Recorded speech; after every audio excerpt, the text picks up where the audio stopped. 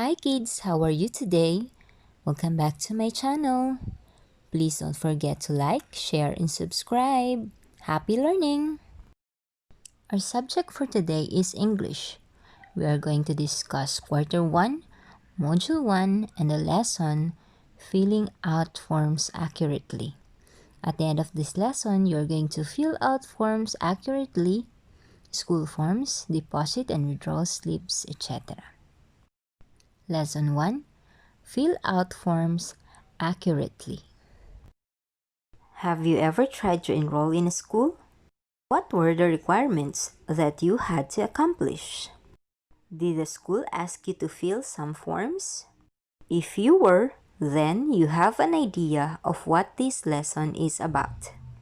Forms are documents that you have to fill up as a requirement for admission to a school, job, or transactions. These are important because they tell the school or company about you. There are many types of forms. For example, a biodata is usually required when you apply for a job. Other examples are the withdrawal and deposit form. We fill out this form when you are making a transaction in a bank. And also for school registration forms that needed for your important details. This lesson shall teach you how to fill up important forms accurately. Let's have an example. Michael wanted to apply as a security guard. He went to the Mabuhay Security Company where he was requested to submit his biodata. He bought a biodata form from a bookstore. He filled up the form and submitted it to the company for evaluation. Here is the filled out copy of Michael's biodata. Try to look and examine what he has done to his biodata. The parts of the biodata are listed below. Check the corresponding boxes of the items Michael filled up properly and crossed out those he did not. On its personal data, does it has position desired, date, name, sex, city address, provincial address, date of birth, place, civil status, citizenship, height, weight, religion, telephone number, color of hair, color of eyes, and spouse. Do you think Michael filled out the biodata accurately? If your answer is no, you are correct. Before studying this lesson, look at the following list of forms. Check corresponding boxes beside the forms that you are already familiar with and how to fill up. Biodata, deposit slips, withdrawal slips, school registration forms, and examination forms. If you checked all the forms, then you are already familiar with the topics that will be taken up in this lesson. This lesson shall help you to review how to fill this up completely and accurately. If you didn't, then study this lesson carefully. It will help you fill up these forms step by step. Let's start discussing the different forms. Number 1 is biodata, or the biological data. Is an accurate kind of questions about life and work experiences, as well as items like personal information, education, values, and skills. Oftentimes, this serves as a criterion for evaluating or assessing the individual in question and profiling of an individual. The image on the right side is an example of a biodata. What are the different parts of a biodata? It contains a personal data which composes of position desired. It refers to the position you are applying for. For example, security guard, secretary, receptionist, factory worker, etc.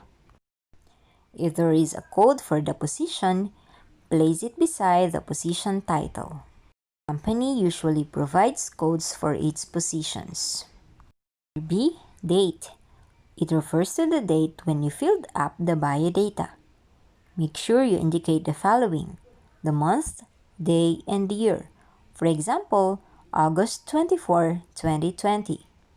C. Name is perhaps the most important information in any form and refers to your complete name, including your first name, middle name, and your family name. For example, John Michael F. de la Cruz. D. Sex. It refers to your gender, that is either a male or a female. E. City address. It refers to where you are staying in the city while looking for a job. Make sure to include the number of your house, street, village, barangay or municipality, city or province. Indicate your zip code too for ease in correspondence. For example, 1 Barcelona Extension, Barangay 1, Lucena City, 4301. F. Date of birth. It refers to the date when you were born. Make sure you include the month, day, and year of your birth. For example, June 25, 2009. G. Place of birth. It refers to where you were born. The city or municipality of your birth will do. For example, Manila or Lucena City. H. Civil status. It indicates whether you are married, single, or a widow or a widower. I. Citizenship. It refers to your nationality. For example, Filipino, American, Indonesian, etc. J. Height. May be expressed in either feet and inches or centimeters. For example, if you are 5 feet and 6 inches tall, you can write either 5'6" or 165 centimeter. Those are what composes the personal data. Next is the educational background. A. Elementary. It refers to the complete name of the elementary school where you graduated from, including its address. B. High school refers to the complete name of the high school where you graduated from, including its address. C. College refers to the complete name of the college or university you graduated from, including its address. D. Course refers to the course you took up and finished in college. E. Special skills. It refers to the skills such as driving, typing, etc., which will make you fit for the job you are applying for. F. Vocational. It refers to the complete name of the vocational school you attended, if any, including its address. K. Weight may be expressed in either pounds or kilograms. For example, if you weigh 105 pounds, you can write either 105 lbs or pounds or 47.73 kilogram. L. Religion refers to a cause, principle, or system of beliefs you hold on to. For example, you may be a Roman Catholic, Muslim, Iglesia ni Cristo, etc. M. Telephone. It refers to the number of your telephone line or the number where you can be contacted. For example, 0428873. If you have more than one contact number, you may indicate all of them here. The next form that we are going to discuss is the school registration and admission form.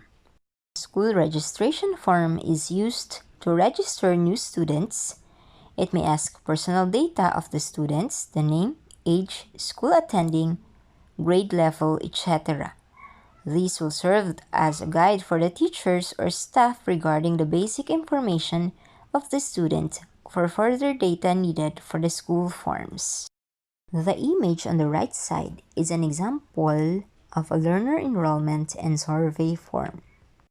The next forms that we are going to discuss is the deposit and withdrawal slip.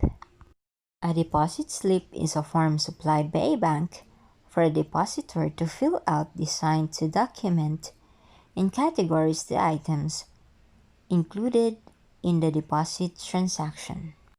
The image on the right side is an example of a deposit slip from the People's Bank. Next, we have a withdrawal slip.